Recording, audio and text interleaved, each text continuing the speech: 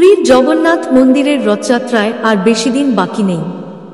এই উপলক্ষেই সেজে উঠছে জগন্নাথ মন্দির, বানানো হচ্ছে নতুন রথ। কিন্তু এই জগন্নাথ মন্দির থেকেই এবার বারবার মিলছে অশুভ সংকেত। গত এক মাসের মধ্যে পুরীর জগন্নাথ ধামে পরপর তিনটি চিন্তাজনক ঘটনা ঘটেছে। 29শে মে চন্দন যাত্রার সময় পুরী ধামে বিস্ফোরণ হয়। 31শে মে এর দিন জগন্নাথ মন্দির অপবিত্র হবার কারণে মহাস্থান যথাসময় হয়ে ওঠে না। 1 জুনের দিন জগন্নাথ দেবের মাসিমা দেবীর মন্দিরে ভয়ঙ্কর আগুন লেগে যায়। আর এই সকল ঘটনা ওই সময় ঘটছে যখন এই জুন মাসে রথযাত্রার ঠিক আগে 13 দিনের পক্ষ আসতে চলেছে। জগন্নাথ দেব যে সত্যিই রেগে গিয়েছেন তার প্রমাণ আমরা আগেই পেয়েছি। আর বন্ধুরা, ভবিষ্য মালিকাতে এরপরের যে ঘটনার বর্ণনা দেওয়া হয়েছে তা মর্মান্তিক। আপনি কি তা সহ্য করতে পারবেন? আসুন ভিডিওটি শুরু করা যাক। নমস্কার বন্ধুরা, একলা মানুষ ইউটিউব চ্যানেলে স্বাগতম। ভিডিওটি সম্পূর্ণ দেখবেন, ভগবান তাতেই প্রসন্ন হবেন।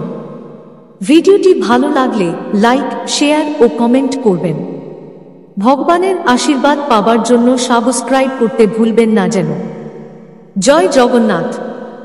স্কন্দপুরাণ অনুযায়ী জগন্নাথ ধামের যাত্রায় শ্রী গুন্ডিচা রথযাত্রা সবথেকে শ্রেষ্ঠ মানা হয়। কারণ মনে করা হয় এই সময় যে ভক্ত ভক্তিভাব নিয়ে রথে বিরাজমান জগন্নাথ দেবের মুখ একবার দর্শন করে নেবে তার অনেক জন্মের পাপ পুণ্যে পরিবর্তিত হয়ে যাবে।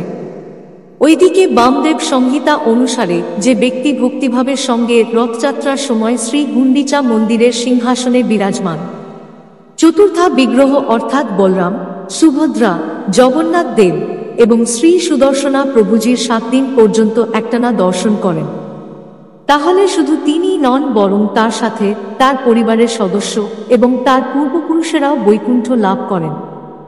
রথযাত্রার এই অনুষ্ঠান সংসারের সবথেকে নিরালা একটি অনুষ্ঠান, কারণ ইহা একমাত্র এমন অনুষ্ঠান যার জন্য হিন্দুদের সাথে সাথে মুসলিম ও খ্রিস্টানরা অপেক্ষা করে থাকেন।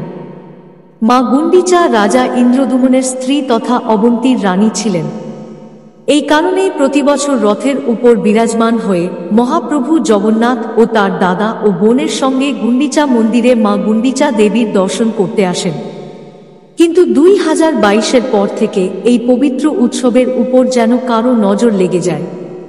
2022 এ রথযাত্রার ঠিক আগে প্রথমে জগন্নাথ মন্দিরের ভেতরের রান্নাঘরে উনুনগুলিকে ভাঙ্গা অবস্থায় পাওয়া যায়।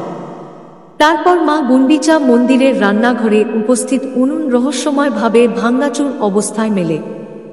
2023-এর রথযাত্রার সময় রথের ওপর অনেক ব্যক্তি সেবাকের ছদ্মবেশে উঠে পড়েছিলেন এবং বড় প্রভু বলভদ্রজিকে রথ থেকে নামানোর সময় নিয়ন্ত্রণ হারিয়ে যায় এবং তিনি একদিকে হেলে যান।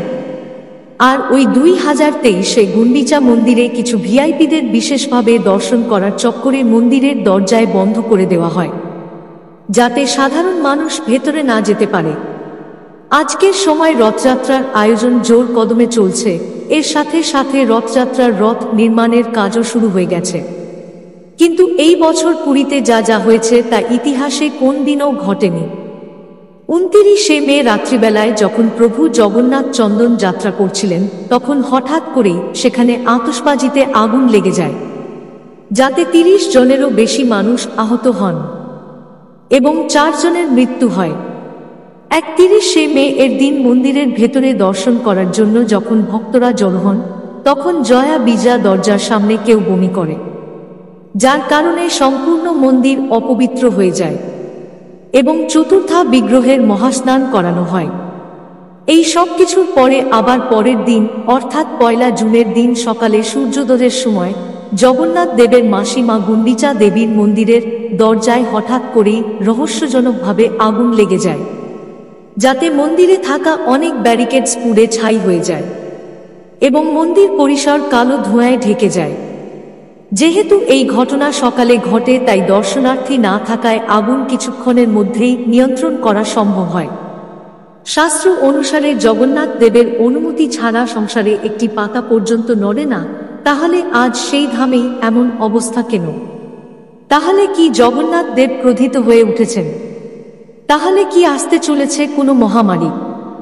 সাথে 23 জুনের দিন কলিযুগের অন্তিম তথা সবথেকে বিপজ্জনক 13 দিনের পক্ষ আসতে চলেছে। আজ থেকে ঠিক 600 বছর আগে এই পুরীধামেই নিবাস করতেন সন্তগুরু অচ্যুতানন্দ দাস। কিন্তু তিনি তখনই দেখতে পেয়ে গিয়েছিলেন যে 2024 কি ঘটতে চলেছে। তিনি তার গ্রন্থ ভবিষ্য মালিকাতে তখন লিখে রেখেছিলেন যে যখন শনি কুম্ভ থেকে বের হয়ে মীন রাশিতে প্রবেশ করবে তখন 13 দিনের পক্ষ সম্পূর্ণ হবে। আর এই সময় পৃথিবীতে জল, বায়ু এবং পর্বত শৃঙ্গের মধ্যে একটি বিকট পরিবর্তন আসতে চলেছে। বর্তমানে চন্দন যাত্রা চলছে, তারপর দৈব স্নান পূর্ণিমার আয়োজনও করা হবে, যেদিন মহাপ্রভু জগন্নাথ এক বিশেষ প্রকারের পবিত্র জলে স্নান করবেন। এরপর তিনি তার রথে বিরাজমান হয়ে যাত্রায় বের করবেন। কিন্তু এই যাত্রায় বের হওয়ার আগে 13 দিনের পক্ষ আসতে চলেছে, যেটি স্পষ্ট রূপে এক অশুভ সংকেত, যা পরে বিশ্বের ও ভারতের উপরেও প্রভাব ফেলতে পারে।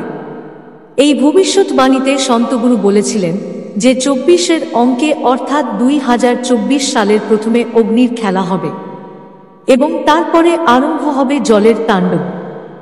এখন এই পরিস্থিতিতে এই জিনিসটি নিয়ে আমরা একদমই নিশ্চিত যে জগন্নাথ মন্দির কিন্তু আমাদেরকে অনেক সংকেত দিচ্ছে, আর এই সংকেতগুলির কথা ভেবে আমাদেরকে আগে থাকতেই সতর্ক হয়ে যাওয়া উচিত।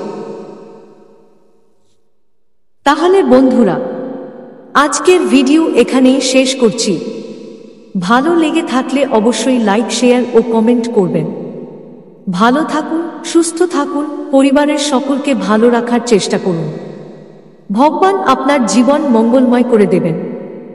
জয় মা লক্ষ্মীর জয়, জয় শ্রী রাধা কৃষ্ণের জয়। ধন্যবাদ।